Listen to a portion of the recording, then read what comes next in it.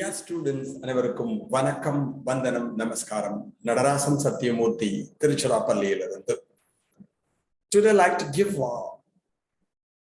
a brief discussion regarding NTSC Biology Question Paper 2017 National Talent Search Examination அப்படின்னு சொல்லுவோம். அது வருஷம் நம்முடைய அரசாங்கத்தினால் நடத்தப்படுகின்ற ஒன்று. அதுல ஸ்டேஜ் 1, ஸ்டேஜ் 2 அப்படின்னு ரெண்டு இருக்கும். அதுல சாட் ஸ்காலாஸ்டிக் ஆப்டிடியூட் டெஸ்ட் இருக்கு பாருங்க. அதுல சயின்ஸ்ல இருந்து 40 கொஸ்டின்ஸ் வரும். அதுல பயாலஜியை பொறுத்த வரையும் பயாலஜில இருந்து 13 to 14 கொஸ்டின்ஸ் கேட்கலாம். அந்த 13 to 14 கொஸ்டின்ஸ்ல 13ல இருந்து 14 கொஸ்டின்ல 2017ல என்ன கேட்டிருக்காலோ அந்த கொஸ்டினை மட்டும் இன்னைக்கு டிஸ்கஸ் பண்ணலாம்னு இருக்கேன். So it is somewhat easier for you to learn. So examination தமிழ்நாட்டை பொறுத்தவரையும் NTSC January 23rd அன்னைக்கு நடக்க போறது. ஸ்கூல் மூலமா நீங்க எல்லாரும் அப்ளை பண்ணிருப்பேன்னு நினைக்கிறேன். ஓகே, ஸோ ப்ரீவியஸ் இயர் கொஸ்டினை நம்ம டிஸ்கஸ் பண்றப்ப உன்னோட 9th standard 10th standard சிலபஸ்ல இருந்தும் கொஸ்டின்ஸ் இருக்கும். அதை திருப்பி நீ ரீகலெக்ட் பண்ணிட்ட மாதிரி இருக்கும். அதுக்காக தான் இந்த video Thangam. Question number 1 for you. உன் புக்ல NTSC கொஸ்டின் பேப்பர் 2017ல வந்து first question. In which of the following phase DNA is replicated? கீழ்கண்ட எந்த நிலையில் DNA வானது ரெட்டிப்படையும்? உங்களுக்கு தெரியும் DNA is nothing but deoxyribonucleic acid. DNA என்பது deoxyribonucleic அமிலத்தை குறிக்கும் என்பது உனக்கு தெரியும். It is made up of 2 helices or 2 strands. அது 2 இழைகளால் ஆனது என்பது உங்களுக்கு தெரியும். ஒரு DNA தன்னை மாதிரி இன்னொரு எக்ஸாக்ட் ரெப்ளிகாவை ப்ரொடியூஸ் பண்ணிட்டுனா அதுக்கு ரெப்ளிகேஷன் பேர். தன்னை போன்ற மற்றொரு டிஎன்ஏவினை உருவாக்கியது என்றால் அதற்கு டிஎன்ஏ ரெட்டிப்படைதல் என்ற பெயர். அது எந்த ஸ்டேஜ்ல நடக்கும்னு கேட்டிருக்கான். ப்ரோஃபேஸ் ப்ரோநிலை, மெட்டாஃபேஸ் மெட்டாநிலை, டெலஃபேஸ் டெலோநிலை, இன்டர்ஃபேஸ் இடைநிலை. இது பார்த்தோன்னே உங்களுக்கு தெரியும் எது ஆன்சர். இது எப்ப நடக்கும் அப்படின்னா the correct answer is option 4 interface. இன்டர்ஃபேஸ்னா தமிழ்ல இடைநிலை என்று கூறுவார்கள். Interphase is nothing but the resting phase of a cell or phase between 2 successive mitotic cell division. செல்லின் ஓய்வு நிலை அல்லது அடுத்தடுத்த மைட்டோடிக் செல் பெறுதலுக்கு இடையே உள்ள ஒரு நிலையினைத்தான் இடைநிலை என்று அழைப்பார்கள். இதுல G1, S, G2, G0 அப்படின்னு 4 நிலை இருக்கும். என்ன இருக்கும்?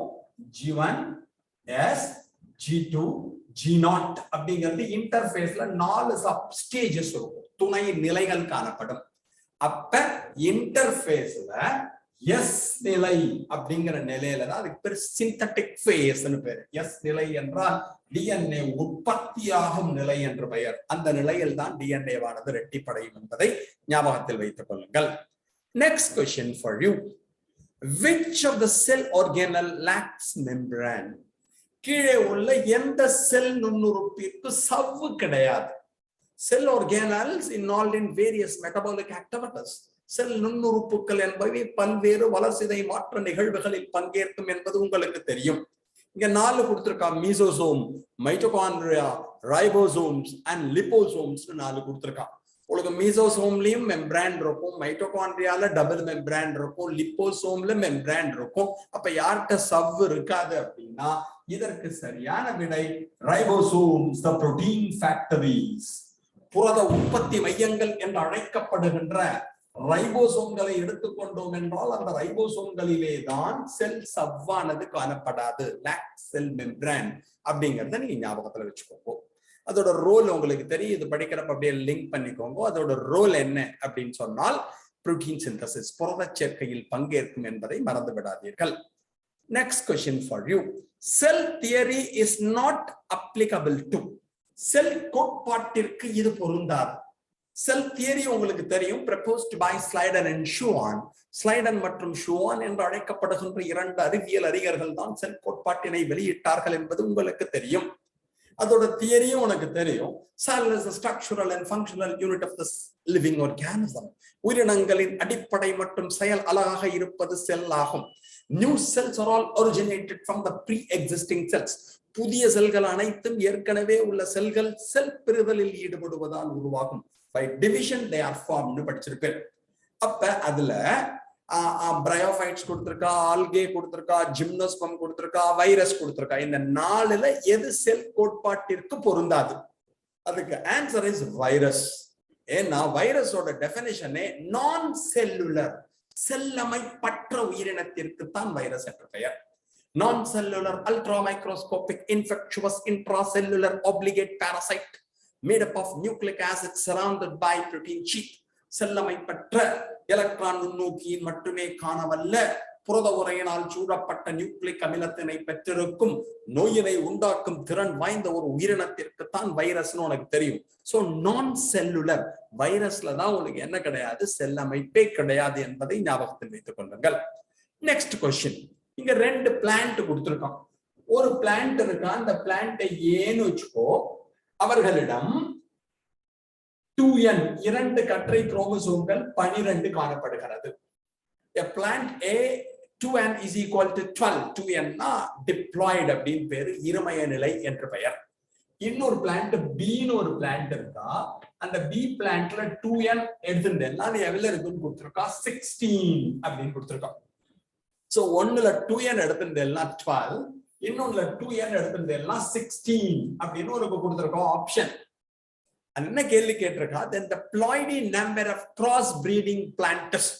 தாவரம் A 2n 12, தாவரம் B 2n 16 உடன் கலப்பு செய்யும் பொழுது அதனுடைய பிளாய்டி எண், புதிதாக தோன்றக்கூடிய சந்ததியில் குரோமோசோம்களின் எண் என்னவாக இருக்கும் அப்படின்னு ஆப்ஷன் கொடுத்திருக்கான். 14, 28, 12, 16, 14, 28, 12, 16 4 ஆப்ஷன் கொடுத்திருக்கான். ஒரு பிளான்ட் ஏ இருக்குன்னு வச்சுக்கோங்க, அவள்கிட்ட 12 குரோமோசோம் இருக்கா. பீன்னு ஒரு பிளான்ட் இருக்கா, அதுல 16 குரோமோசோம் இருக்கா 2n. அதுல உனக்கு என்ன நடக்கும்னு தெரியும். கலப்பு செய்யறதுக்கு முன்னாடி, பிஃபோர் கிராஸ் பிரீடிங் பண்றதுக்கு முன்னாடி என்ன ஆகும்னா, இதுல மியோசிஸ் நடக்கும், குன்றல் பகுப்பு நடக்கும். அப்ப என்ன ஃபார்ம் ஆகும், a gamete is formed with 6 chromosomes. ஒரு கேமெட் ஆனது உருவாகும், அதில் 6 குரோமோசோம் ஆனது காணப்படும். அதே மாதிரி இங்க எடுத்துட்டேன்னா இதுலயும் மியோசிஸ் நடக்கும். அப்ப அதோட கேமெட்ல எவ்வளவு இருக்கும், 8 குரோமோசோம்ஸ் இருக்கும். உனக்கே தெரியும் meiosis, the reduction cell division actually takes place at the time of gamete formation. கேமெட்டுகள் உருவாகின்ற சமயத்தில் மியோசிஸ் ஆனது நடைபெறும். அப்ப இது மேல் வச்சுக்கோ, இது ஃபீமேல் வச்சுக்கோ. மேல் கேமெட்ல 6 குரோமோசோம்ஸ் இருப்பா, ஃபீமேல் கேமெட்ல 8 குரோமோசோம்ஸ் இருப்பா. ரெண்டையும் கிராஸ் பண்ணோம்னா தான் ஹைபிரிட் வரும். அந்த ஹைபிரிட்ல எவ்வளவு குரோமோசோம் இருக்கும் அப்படின்னா 6 + 8 = 14. அப்ப இதற்கு சரியான விடை என்பது 14 என்பதை ஞாபகத்தில் வைத்துக் கொள்ளுங்கள். இப்ப நம்மளுக்கு வச்சுக்கோ, ஏன் நம்ம உடம்புல 46 இருப்பான், அதுக்கு 2n பேர். நம்மளோட கேமெட்ல 23 இருப்பான், அதுக்கு n பேர். இது மாதிரி வச்சு இதை கால்குலேட் பண்ணணும். இதுக்கு சரியான விடை 14 என்பதை மறந்து விடாதே. Next question for you. Which of the following is used as biofertilizer? கீழ்கண்டவற்றுள் எது உயிரி உரமாக பயன்படுத்தப்படுகிறது? Fertilizers of biological origin are known as biofertilizers அப்படின்னு சொல்லுவோம். அதாவது உயிரினங்கள் உரமாக பயன்பட்டது என்றால் தாவரமாக இருக்கலாம், விலங்காக இருக்கலாம், அவற்றை உயிரி உரங்கள் என்று அழைப்பர். சால்வியா, ஸ்பைரோகைரா, அசோலா, குளோரெல்லா, இங்க 4 ஆப்ஷன் கொடுத்திருக்காங்க. இதுக்கு சரியான விடை எதுன்னா azolla is the correct answer. Azolla is a pteridophyte. Azolla என்பது ஒரு டெரிடோஃபைட் ஆகும். இட்ஸ் அக்வாட்டிக் ஃபர்ன், நீரிலே இருக்கக்கூடிய ஒரு பெரணி செடியாகும். இதோட லீஃப்ல, இலையில இந்த அசோலா பின்னேட்டான ஒரு பிளான்ட் இருக்கும். அந்த அசோலா பின்னேட்டா லீஃப் எடுத்துட்டேன்னா அதனுடைய இலையிலே அனபீனா அசோலே அப்படின்னு சொல்லிட்டு, அனபீனா அசோலே அப்படின்னு சொல்லிட்டு ஒரு ப்ளூ கிரீன் ஆல்கே இருப்பா, நீலப்பச்சை பாசி இருப்பா, சயனோபாக்டீரியா இருப்பா. which fixes the atmospheric nitrogen. வளிமண்டலத்தில் உள்ள நைட்ரஜனை புடிச்சு நைட்ரைட்டாவும் நைட்ரேட்டாவும் மாத்துவான். அப்ப இது என்ன ஆகுதுன்னா நைட்ரஜன் பிக்சேஷனுக்கு யூஸ் ஆகும். அப்ப நைட்ரஜன் உங்களுக்கு தெரியும், நைட்ரஜன் நிலைப்படுத்துவதற்கு இது உதவும். நம்ம வயலுக்கு போடுற உரத்துல ஃபெர்டிலைசர்ல nitrogen fertiliser is very very important. So இது ரொம்ப வெரி குட் எக்ஸாம்பிள் அப்படிங்கறது ஞாபகம். Next question for you. Anthocyanin is present in. Anthocyanin இதில் காணப்படும். Anthocyanin என்ன sir? It is a pigment. இது ஒரு நிறமியாகும். குளோரோஃபில், கெரோட்டினாய்ட்ஸ், பிலிப்ரோட்டீன்ஸ் அப்படின்னு படிச்சிருப்பேன். அது மாதிரி இது ஒரு நிறமி. இது எதுல இருக்கும்? குளோரோபிளாஸ்ட், பிளாஸ்டிட், நியூக்ளியஸ், வாக்யூல் அப்படின்னு 4 கொடுத்திருக்கான். இந்த 4ல பசுங்கணிகத்திலா, பிளாஸ்டிடிலா, உட்கருவிலா, வாக்யூல்லையா இருக்கும்னா இது எதில் காணப்படும் என்றால் வாக்யூல்களில் காணப்படும். வாக்யூல்னா வெற்றிடம்னு பேர். செல்லுல வாக்யூல்னு கேள்விப்பட்டிருப்பேன். பிளான்ட் செல்லுல அந்த பிளான்ட் செல் உள்ளதான் எது இருக்கும்? இந்த வாக்யூல் உள்ளதான் இந்த ஆந்தோசயானின் பிக்மெண்ட் இருக்கும்னு மறந்துடாது. குளோரோஃபில்ஸ் பச்சையம், கெரோட்டினாய்ட்ஸ் கெரோட்டினாய்டுகள், பிலிப்ரோட்டீன்ஸ் பிலிப்ரோதங்கள், அது மாதிரிலாம் நீ பிக்மெண்ட் கேள்விப்பட்டிருப்ப. அது மாதிரி இந்த ஆந்தோசயானின் இஸ் பிக்மெண்ட் என்பதை மறந்து விடாதே. நிறமி என்பதை மறந்து விடாதே. இட் இஸ் பிரசன்ட் இன் த வாக்யூல். வாக்யூல்களில் காணப்படும். Next question. The pyramid which is always upright in, எப்போதும் நேராக காணப்படும் பிரமிடு. எனர்ஜி பிரமிடு, ஆற்றல் பிரமிடு, நம்பர் பிரமிடு, எண்ணிக்கை பிரமிடு, பயோமாஸ் பிரமிடு, உயிரி பொருள் திரள் pyramid. none of the above, எதுவும் இல்லை. அப்ப பிரமிட்னா உனக்கு என்னன்னு தெரியணும். The flow of energy from the producer to consumer form a pyramid-like structure, cone-like structure is called ecological pyramid. அதாவது உணவின் மூலமாக ஆற்றலானது கடத்தப்படுகின்ற சமயத்திலே அது ஒரு பிரமிடை உருவாக்குகிறது அல்லது முக்கோண வடிவ அமைப்பினை உருவாக்குகிறது. அதனைத்தான் பிரமிடு என்று அழைப்பார்கள். அப்ப நம்பரை வச்சிருந்தாலும் ஒரு பிரமிடு ஃபார்ம் ஆகும். கோன் மாதிரி ஒரு ஸ்ட்ரக்சர். இது எங்க இருக்கும்னா எக்கோசிஸ்டத்துல இருக்கும். சூழல் மண்டலம்னு நீங்க படிச்சிருப்பீங்க. Ecosystem is the structural and functional unit of ecology. சூழ்நிலை இயலின் அடிப்படை மற்றும் செயல் அழகாக இருப்பது சூழல் மண்டலமாகும். ஒரு குளம் ஒரு சூழல் மண்டலம், bond is an ecosystem, river is an ecosystem, ஆறு ஒரு சூழல் மண்டலம்லாம் நீங்க படிச்சிருப்பீங்க.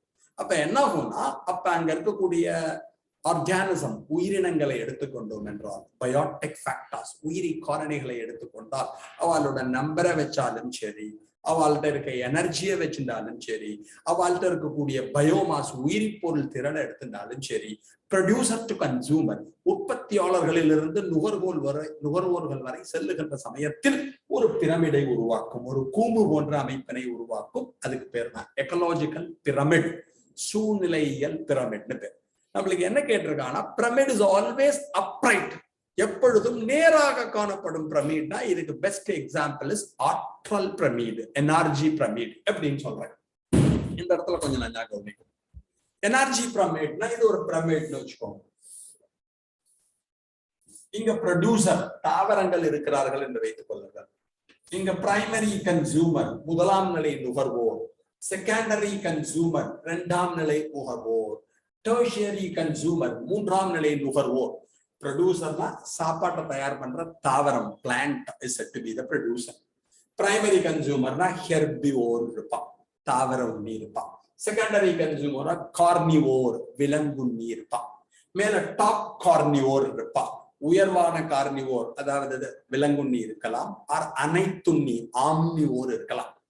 இதுதான் என்ன பண்ணுவோம்னா, சன்லைட்ல இருக்க எனர்ஜிய, சோலார் எனர்ஜிய கெமிக்கல் எனர்ஜியா மாற்றும். தாவரம் என்ன பண்ணுவாங்கன்னா, they convert solar energy into chemical energy. ஒளி ஆற்றலை அவர்கள் வேதி ஆற்றலாக மாற்றுவார்கள். இப்போ ஃபார் எக்ஸாம்பிள், சன்ல வந்து உனக்கு 10,000 கிலோ கலோரிஸ் எனர்ஜி வருதுன்னு வச்சுக்கோங்க. அப்ப பிளான்ட்டுக்கு போறப்ப என்ன ஆகும்னா 1000 கிலோ கலோரிஸ் தான் எனர்ஜி போகும். அந்த பிளான்ட்ல இருந்து ஹெர்பிவோர் தாவர உண்ணிக்கு போறப்ப 100 கிலோ கலோரிஸ் தான் போகும். அங்கிருந்து செகண்டரி கன்சூமர் இரண்டாம் நிலை நுகர்வோர் கார்னிவோர் விலங்குண்ணிக்கு போறப்ப 10 கிலோ கலோரிஸ் தான் போகும். மேல இருக்க அனைத்துண்ணி ஆம்னிவோருக்கு போறப்ப 1 கிலோ கலோரிஸ் தான் போகும். அப்ப என்னன்னா, இது பாக்குறப்ப எப்பயுமே என்னவா இருக்கும், நேராக காணப்படுவது இதுதான். ஏன்னா ஆற்றல் மேல போக போக போக என்ன ஆகும்னா, ஒரு ஆர்கானிசத்துல இருந்து இன்னொரு ஆர்கானிசம், ஒரு உயிரினத்திலிருந்து மற்றொரு உயிரினத்திற்கு போகின்ற சமயத்தில் 10% டிக்ரீஸ் ஆகும். அதான் இந்த இடத்துல கொடுத்திருக்கோம், வேற எதுவும் இல்லை. இந்த கொஸ்டினுக்கு சரியான விடை ஆற்றல் பிரமிட் என்பதை மறந்து விடாதே. Next question for you. Which of the following statement is not correct about the thyroxine? கீழே கொடுக்கப்பட்டுள்ள கூற்றுக்களில் தைராக்சின் குறித்த தவறான கூற்றியது. தைராக்சின் உங்களுக்கு தெரியும், தைராய்டு கிளாண்ட், தைராய்டு சுரப்பியிலே சுரக்கப்படுகின்ற ஒரு ஹார்மோன் என்பது தெரியும். அதை பத்தி ஒரு 4 பாயிண்ட் கொடுத்திருக்கா, எது தப்புன்னு கொடுத்திருக்கா. Thyroxine is also called thyroid hormone. Thyroxine I thyroid hormone என்று அழைக்கலாம். சரி, ஏன்னா அங்கதான் உருவாக்கப்படுகிறது.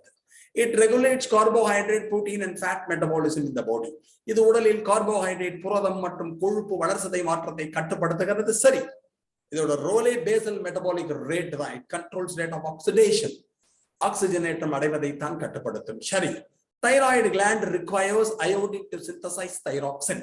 தைராக்சின் தயாரிக்க தைராய்டு சுரப்பிக்கு அயோடின் தேவை. எஸ், தைராக்சின் ஹார்மோன் எடுத்துட்டேன்னா அதுல கிட்டத்தட்ட 65% அயோடின். தைராக்சின் ஹார்மோனிலே 65% உங்களுக்கு அயோடின் இருக்கும். Correct. Iron is essential for the synthesis of thyroxine. Thyroxine தயாரிக்க இரும்பு அவசியமாகிறது. அதுதான் தப்பு. அப்ப 4வது ஆப்ஷன் தவறு. இரும்பு எடுத்துட்டேன்னா ஹீமோகுளோபினுக்கு தான் வேணுமே தவிர, ஆர்பிசி உள்ள இருக்கக்கூடிய ஹீமோகுளோபினுக்கு வேணுமே தவிர தைராக்சினுக்கு அவசியம் இல்லை. அப்ப இந்த 4 ஆப்ஷன்ல தவறு எது அப்படின்னா 4th ஆப்ஷன் தான் இன்கரெக்ட், தவறுன்னு ஆச்சுக்கோங்க. Next question. Which among the following is both an endocrine and exocrine gland in human body? கீழ்வருவனவற்றுள் மனித உடலில் எது நாளமில்லா மற்றும் நாளமுள்ள சுரப்பியாக விளங்குகிறது அப்படின்னு கேள்வி கேட்டிருக்கான்.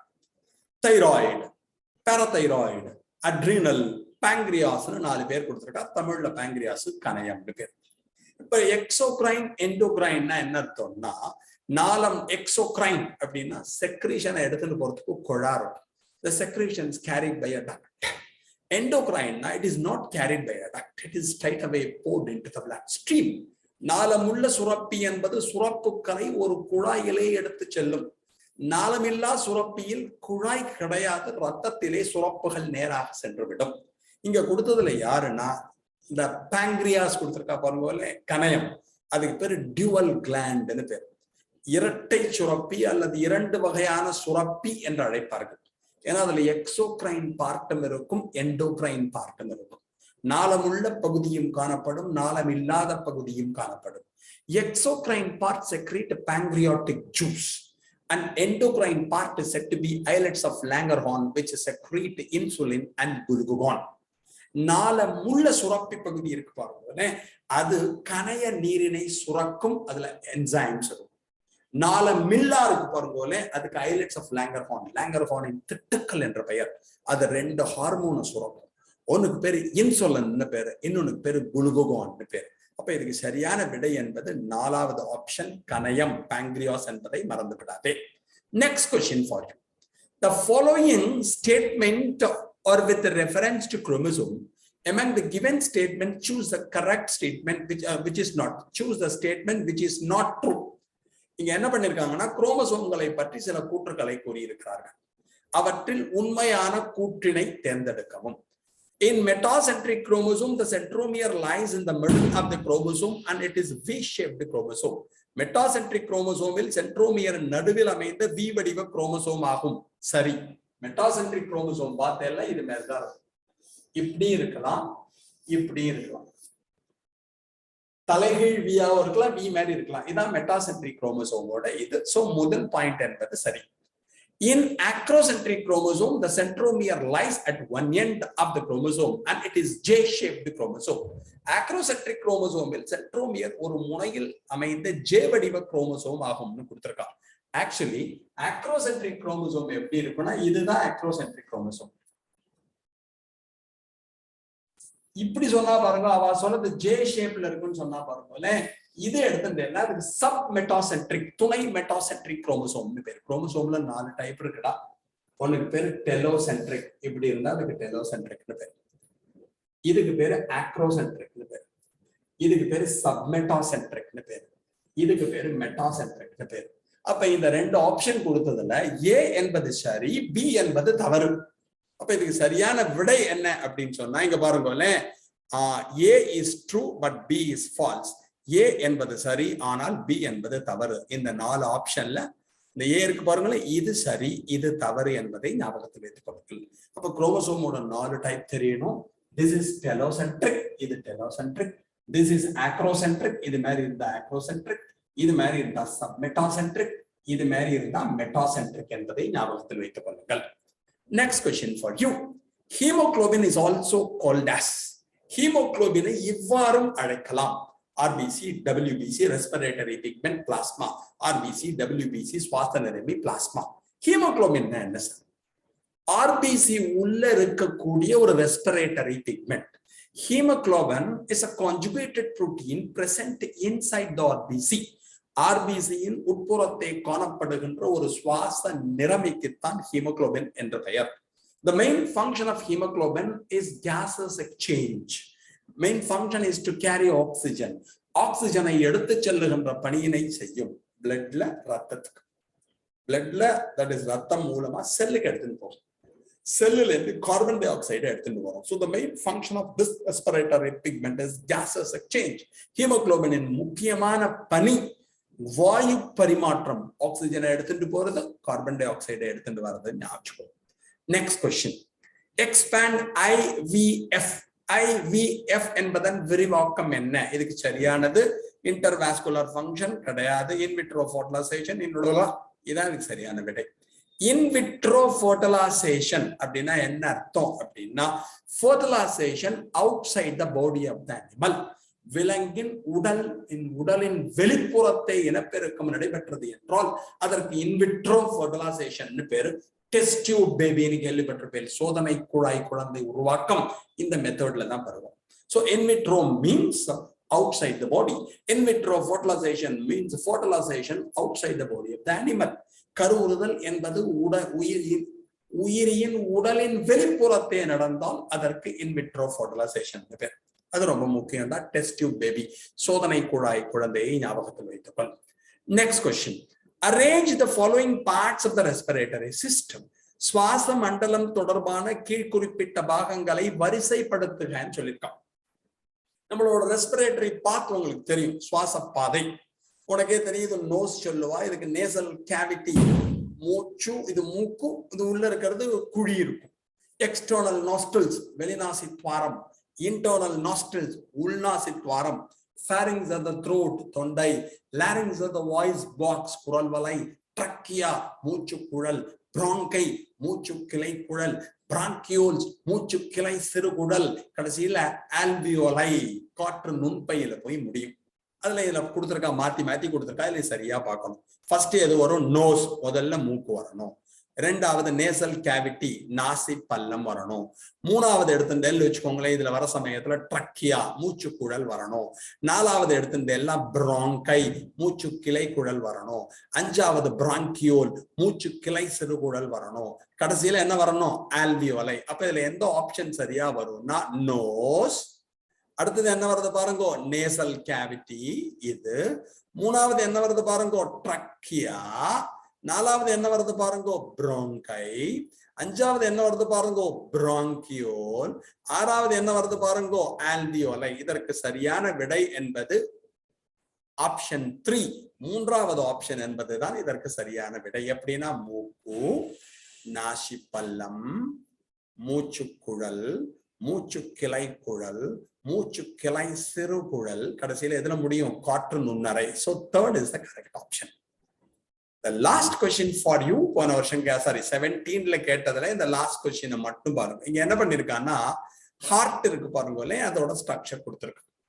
இதை பார்த்துட்டு ஆன்சர்ஸ் 4 மாணவர்கள் குறிச்சிருக்காங்க.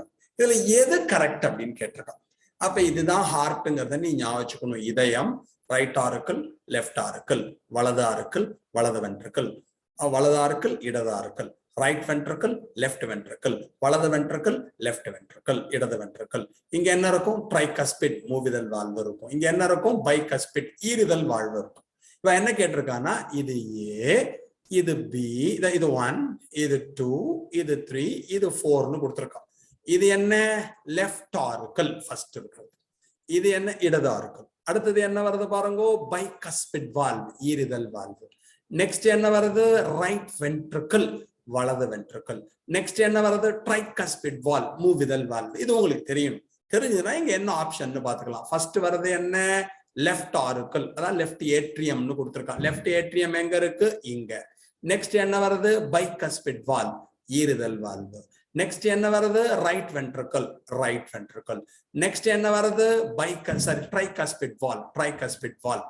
இடது ஏட்ரியம் ஃபர்ஸ்ட், அடுத்தது ஈறுதல் வால்வு, அடுத்தது வலது வென்ட்ரக்கல், அடுத்தது இங்க என்ன வருது, மூவிதல் வால்வு. அப்ப இதற்கு சரியான விடை என்பது மூன்றாவது ஆப்ஷன். இதுதான் சரியான விடை. மூன்றாவது மாணவன் 4 மாணவன்ல தேர்ட் மாணவன் எது சொல்லியிருக்கானோ அதுதான் கரெக்ட்.